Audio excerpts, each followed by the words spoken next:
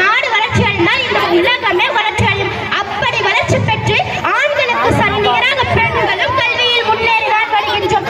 பெண்களுக்கு கல்வி வேண்டும், கல்வியை பாதுகாப்பதற்கு. பெண்களுக்கு கல்வி வேண்டும், உலகினை பாதுகாப்பதற்கு. கல்வி இல்லா பெண்கள் கலநிலத்திற்கு ஒப்பாவார்கள். அந்நிலத்தில் புல் விளைந்ததை தவிர நல்ல புதல்வர்கள் விளைவதில்லை. நாங்கள் ஒருபாலும் புல் விளைவிப்பதில்லை. நல்ல புதல்வர்களையே விளைவிப்போம். நல்ல புதல்வர்களையே விளைவிப்போம். அந்த புதல்வர்களில் ஒருவர் தான் டாக்டர் முத்துலட்சுமி அம்மையார். அவரே இந்தியாவின் முதலாக மருத்துவ பட்டம் பெற்றவர்.